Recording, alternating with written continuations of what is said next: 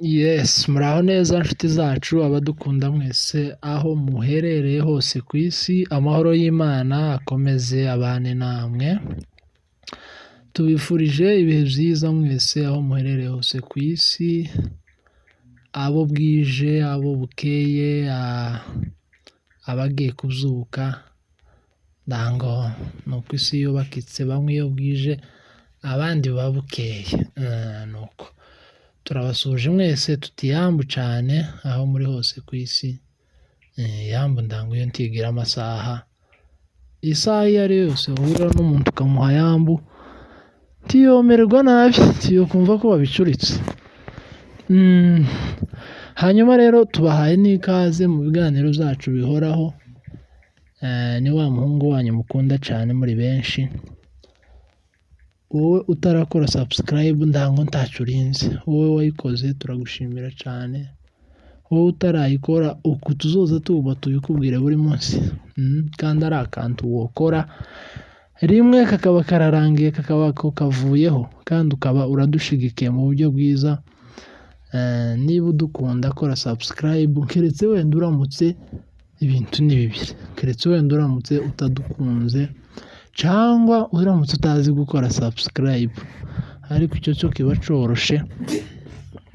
Twokikwigisha n'abandi bokikwigisha, wobwira umuntu akakwereka aho agukandira, cyangwa se hari ukuntu hariya haza hagaragaza intoki ugakanda nyine kariya kerekeye haruguru, ukanza kerekeye hasi gakuriya uba wabyishe. Turabasuhuje cyane mu by'ukuri, turabishimiye, twishimiye kubana namwe ndetse no kuganira namwe. Uyu munsi tuzanye inkuru ishushe cyane, inkuru y'umuriro, uvuga ngo moto, andikaho muri komantere ngo moto moto. Niyo na yindi kabisa ishushe y'umuriro kabisa.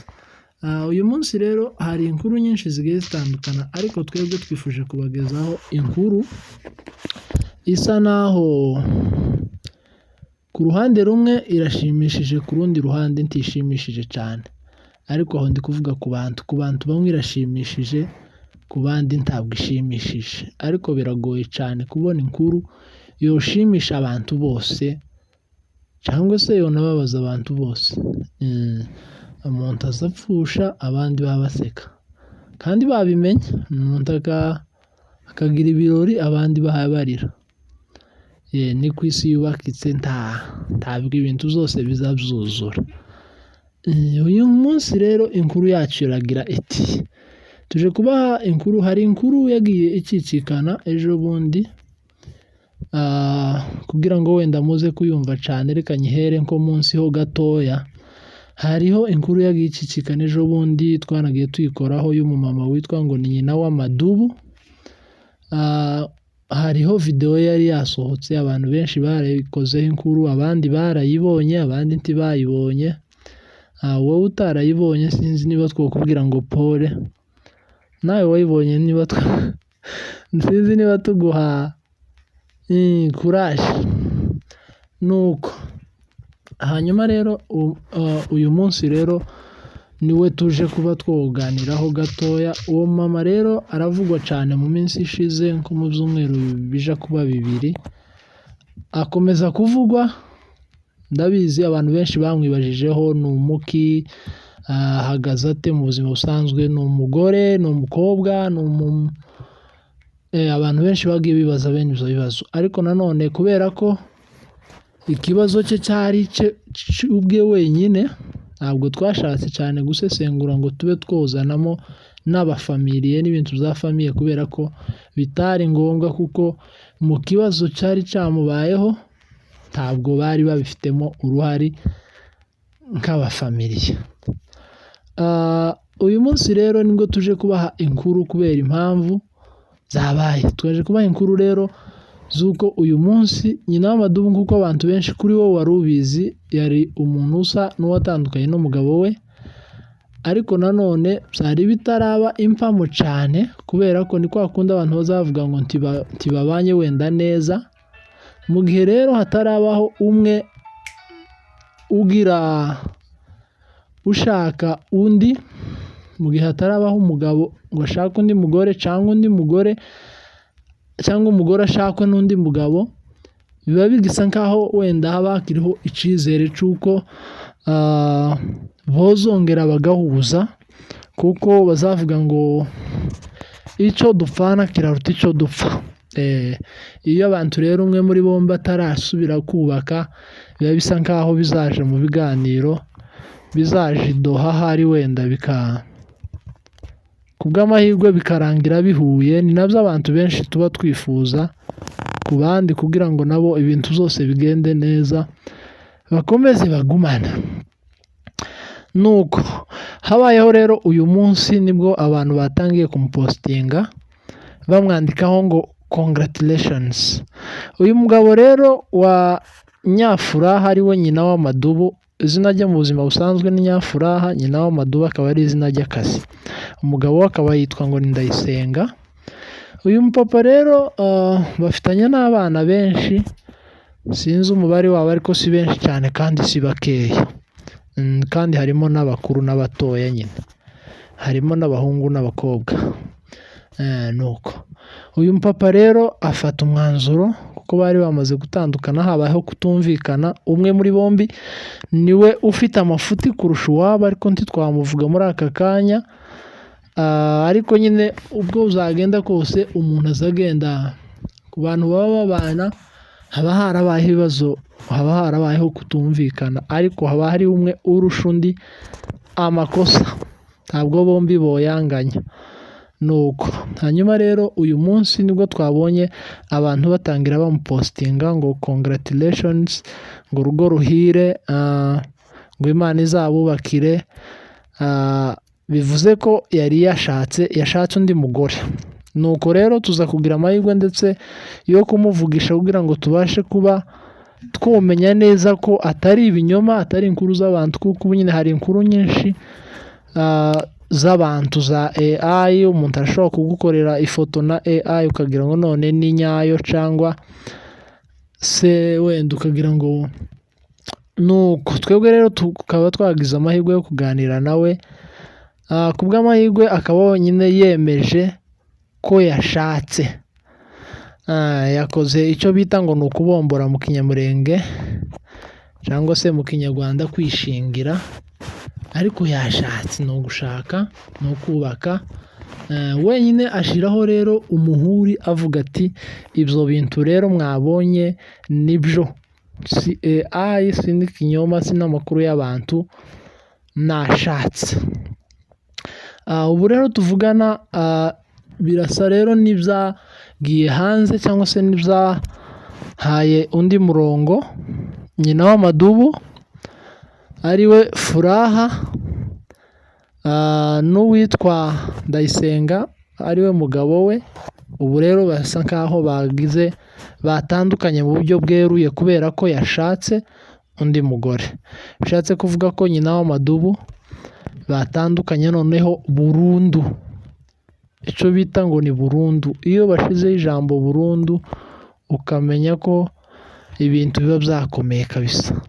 Nuko rero uyu munsi niyo makuru twari tugize ngo tubagezeho, tubabwire ko uyu munsi rero Ndayisenga yongeye kubakana n'undi mukobwa mwiza cyane nawe w'ikizungerezi. Nubwo wenda adashobora kuba ari uturiya, ariko kuri uyu munsi aramuruta, kubera ko niwe Ndayisenga ari kubona ufite amavuta. Ni ukuvuga ngo rero niwe ari kubona ko afite amavuta kuri uyu munsi, kuko niwe wegukanye umutima we, niwe watsindiye umutima we. Ni ukuvuga ngo rero Furaha ubu ni umudivorce nawe, wemewe n'amategeko, nawe wemerewe kuba noneho yoshakwa. Nahoze ntekereza aho hantu ku bintu bijyanye no kubakana, hari ahantu byanditse muri Bibiliya, nuko ntabonye umwanya wo kubisoma cyane, ariko hari aho byanditse mu Bakorinto gutya, arawundi aho simpamenya aho ariho. Sindi kumenya niba ari aba mbere niba ari aba kabiri. Bigeze babitekerezaho, bishatse kuvuga ko byari ibintu bizabaho ku isi. Niyo mpamvu rero baba barabyanditse, ni ibintu biba byarahanuwe n'abantu buzuye umwuka, kandi ibintu byahanuwe ni ngombwa ngo bizasohore, bidasohoye baba babaye abahanuzi b'ibinyoma, kandi abantu bo muri Bibiliya si abahanuzi b'ibinyoma, batandukanye na bamwe b'iki gihe, kubera ko ubu nyine hagiye haza ibintu byinshi bikigisha n'abantu ibindi. Nuko rero uyu munsi rero ni ukuvuga ngo nyina w'amadubu ubu nyine uwo yerekwa yoritambutsa kuri we, kubera ko ubu nyine ari single. Rata murambabarira kuba nsetse, nubwo wenda ku ruhande rumwe bidasekeje ariko hariho urundi ruhande bisekeje. Nuko ni ukuvuga ngo rero uyu munsi papa w'abana ba Furaha ari we Ndayisenga yongeye gushaka, yongeye kubaka, yongeye kugira undi mugore, ariko ku rundi ruhande nanone turaza kwibaza ibintu yakoze niba koko byari byo, niba byari ngombwa ko abikora. Ku ruhande rwanje ndabishima cyane mu gihe yabikoze kuriya, mu gihe batandukanye bisa nkaho byananiranye, kandi umuntu utiyofata umwanzuro ataraheba aba yarabyizeho cyane. Abaswahili bazavuga ngo ni kujiyitaka mkutano. Aba yaricaye wenyine akihamagara mu nama, agafata ijambo akihasije, agafata ijambo wenyine akabyigaho cyane umwanya munini, ndetse n'iminsi myinshi n'amasaha menshi, akagisha wenda n'abandi bantu inama nk'inshuti ze, akaba ari iki gisubizo kivamo. Igisubizo kikaba ari ugushaka undi mugore, aho kugira ngo nanone ugumane n'umuntu mu gihe ataguhaye amahoro, hari abandi boyaguha. Woshaka nk'umuntu w'umugabo ukavuga ati nuko nyine risike ibaho mu buzima, nyine abantu bazagenda baca mu bintu byinshi bitandukanye, ariko nk'umuntu w'umugabo njewe kugwanje ruhande kanje uri kuvuga, njewe ndabishima cyane, kuko kugira ngo agume yicare kandi n'ubundi batari kumwe kandi ari umuntu w'umugabo, ibyo bintu ntabwo ari byiza. Na Bibiliya ntibyemera, Bibiliya nayo ntibyemera ko umuntu w'umugabo yoguma gutyo kandi hariho abagore, kandi ntiyemera ko n'abagore baguma gutyo kandi hariho abagabo. So Imana rero kuba yabikoze kuriya n'uriya mugabo, buriya rero iki gitekerezo twacyita ko ari Imana yagishigikiye, kubera ko cyabaye ce n'est pas grave ko yari kubitangira ariko bakabura umugeni, ariko ga yamubonye. Ni ukuvuga ngo nje kugwanje ruhande ndabyemera, sinzi wowe uko ubyumva, ariko nje kugwanje ruhande ndabyemera cyane. Sinumva ko mu gihe umuntu mwatandukanye mwahanye divorce wenda, ni ukuvuga ngo nta kindi kiba gisigaye, utegerezwa gushaka, aho kuguma ngo wicare gutyo, kandi igihe ni igihe uzatekereza nanone gushaka. Imyaka yagiye yabaye myinshi, ubwo ndi kuvuga gushaka no gushakwa. Wowe usubira ukabitekereza, imyaka yagiye ukicuza ijya yose watakaje, ngo uricaye ngo uri kubyigaho. Biriya ni ibintu byo kwigaho rimwe. Umuntu iyo yakwanze aba yakwanze, kandi n'umuntu iyo yagukunze aba yagukunze. Ni ukuvuga ngo nta mpamvu zo gutakaza umwanya uguma uri single, kandi hari abandi bakobwa cyangwa se hari abandi bahungu benshi botambutse iyerekwa kandi rikagenda neza. Ni ukuvuga ngo hari ikintu naje guhishurirwa ko umuntu ashobora gushaka undi mu gihe kitari cyo, cyangwa agashaka umuntu mu gihe nyacyo ariko umuntu utari nyawe. Ugashaka umuntu utari nyawe mu gihe nyacyo, cyangwa umuntu uri nyawe mu gihe kitari cyo. Ibyo rero iyo bibaye gutyo bibushanye, bigenda ibibazo. Biba bisabye ko ushaka umuntu nyawe kandi mu gihe nyacyo, kugira ngo ibintu byose bizokomeze bigende neza, biheze umurongo. Nuko rero niko amakuru yacu y'uyu munsi ahagaze. Uyu munsi noneho nakoze inkuru nitonze ntuje, kugira ngo ahari wenda muyumve neza. Nari mfite kubaha igipande nayobeweho kiri, kandi ga namwe niba mukizi mutubwire muri komantere mutwibutse aho giherereye cyo mu Bakorinto kivuga ku bijanye no kubakana, hari ahantu kiza cyemerera n'abantu gusenya. Hari n'ahantu kiza cyemerera abantu gusenya kandi kavuga ngo n'umuntu ntakwiye kuguma wenyine, ngo niba uwawe bananiranye akwiye gushaka undi.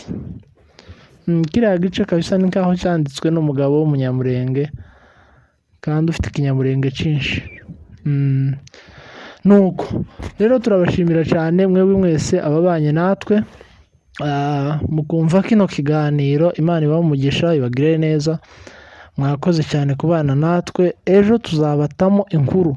Ejo nitugira amahirwe yo kuvugana na nyina w'amadubu, tuzamuvugisha twumve nawe kubwo ruhande uko bihagaze.